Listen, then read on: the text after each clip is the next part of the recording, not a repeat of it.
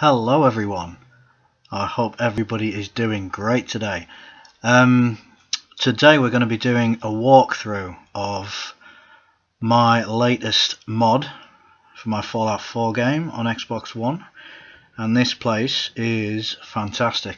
It is called the Moon Palace, and it is a very large player home mod by, I think I might be pronouncing his name wrong, but I think it's Galejro, who has created this. This is a brand new mod for Xbox One. It's only been around a few days, and as soon as I saw it I thought I have to check this place out.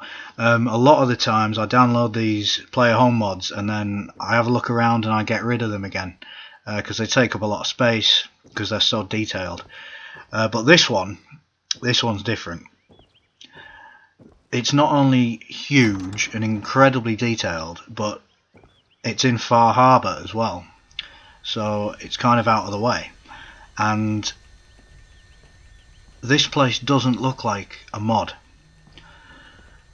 A lot of the player home mods are either really over the top and so detailed that they kind of lose their novelty and charm quite quickly, or other mods don't quite look finished and they don't quite look like they should be in the game. This place seems to get the balance just right between being really well made but not being overdone. So yeah, I'm really excited to take you guys around this mansion. It's got 25 rooms altogether, I think, including this incredible wine cellar with everything you need. A lot of people might be thinking, well, you know, this place kind of looks like something that you might expect to see in Skyrim rather than Fallout, but you'll see as we move through the place. I guess it's kind of based on a sort of old-fashioned British mansion, looking at the sort of guard uniforms and other things around the house.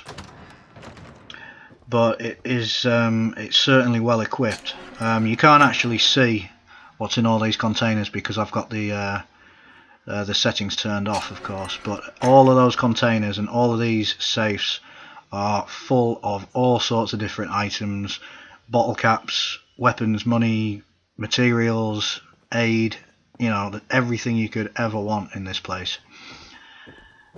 So we're just going to go up to the ground floor and start a tour of the place.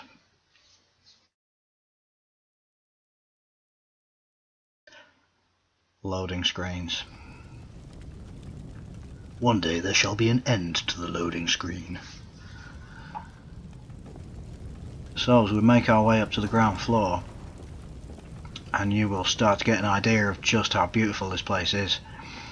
That's the main entrance through those doors. There's a reason that we didn't use the front entrance, which I will explain later. This is the front lobby. These lights, which feature all over this house, on the floors, the ceilings, the walls, they just make the place look so lovely. It's got a bit of almost like a haunted house feel to it. The beautiful open fireplaces. You've got this really cool little, I guess that's some sort of wolf, little taxidermy job there.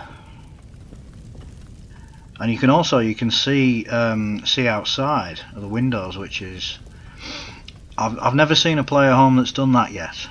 I don't know if that is an unusual feature or not. I haven't seen enough of them to know. But yeah, this is definitely the kind of place that I would definitely want to call home in the Fallout world. Kind of like a hunter's paradise. Oh, I think we missed a room, didn't we?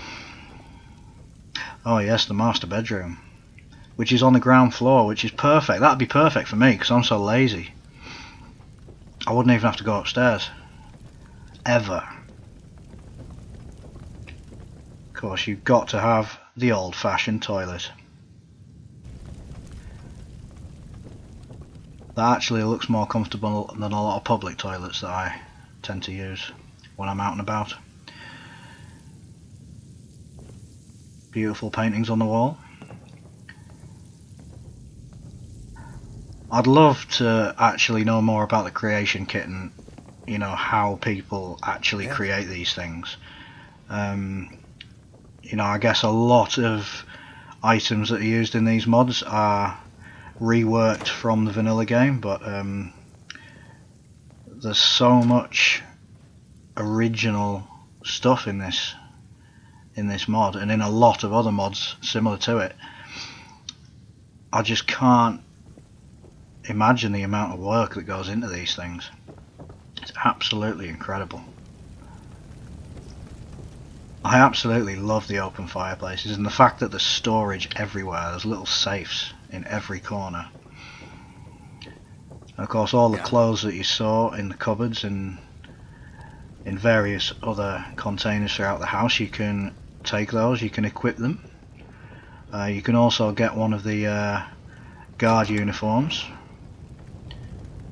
which I will show you in a little while. Now the bathroom. You've got a giant bowl of soup to clean yourself up in after a hard day in the Commonwealth or in Far Harbour, dealing with all those fishermen. You can see the fountain out there through the window. I haven't actually been around the gardens. I'm not sure if you can actually walk around the actual garden bit. There's a couple of issues with the actual outside of the house,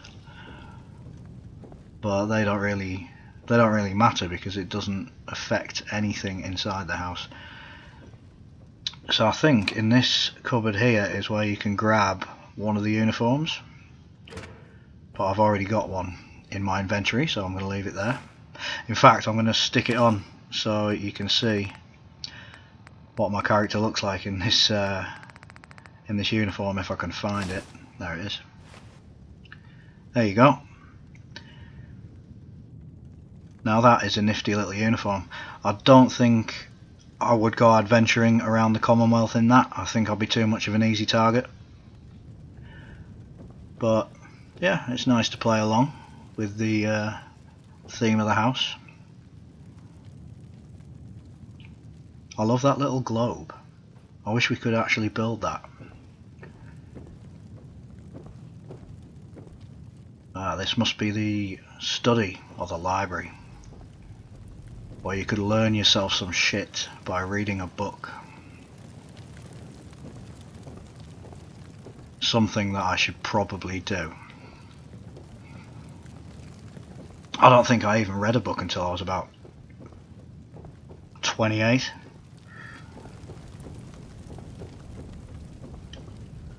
Anyway, moving on to the next floor. Very similar design to the first floor on the balcony area.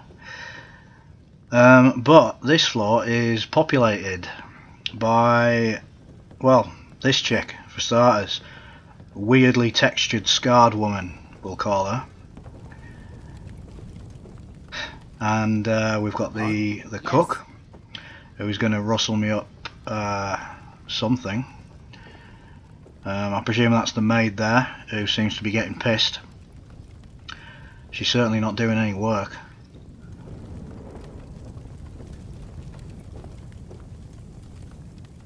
Ooh, that room's awesome, we're gonna check that out in a minute. Oh, here we have some sort of weird, I guess this is like a medical room, but it's full of drugs. Got the periodic table of elements for those of you who need to brush up on your science skills. And there's a ton of drugs in this cabinet here. You've got all your kind of normal things that you find in the game, but there's one drug there that's called X111, which is something that I've never come across in the game. So I'm going to check that out later and find out what it does. I don't know if it's something that was added by the modder, or whether it is something that I've just never seen. So it'll be interesting to see what that actually does. Right, this room is probably my favourite room in the whole place. Look at that. That's absolutely beautiful.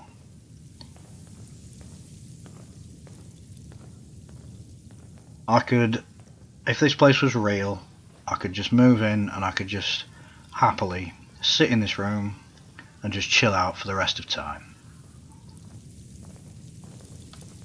Yes? I love the effects of the heat coming off the water and the little fountains.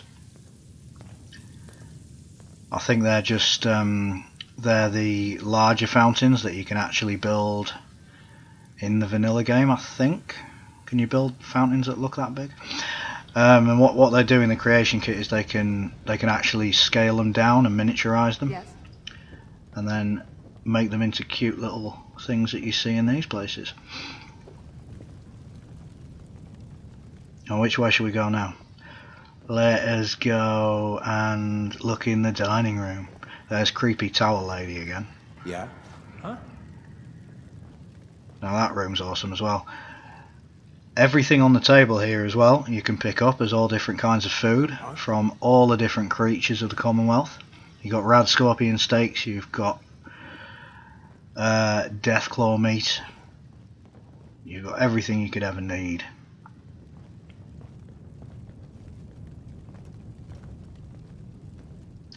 I almost feel like this place is kind of a... It has that old-fashioned, almost medieval feel in some ways, but it also, in parts, it reminds me of something that you might find hidden in Good Neighbour as well. You know, a kind of unaffected, you know, a place that was unaffected by the bombs, a place that has kind of kept its history hidden from the devastation outside. You got meat hangers. You've got to have meat hangers.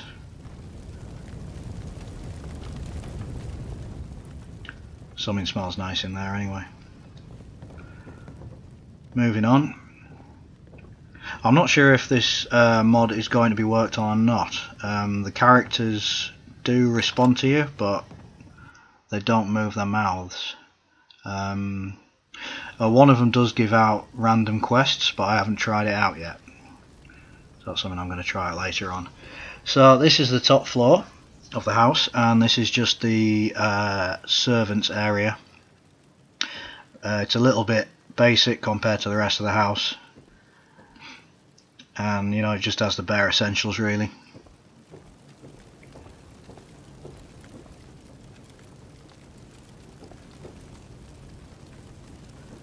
But it does have a great big tub to wash yourself in, which is always a bonus,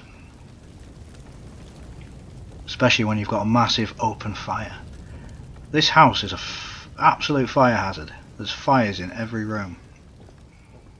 Oh, they actually, I think they're shared, aren't they? The fires actually heat up 2 rooms. What the hell is that thing?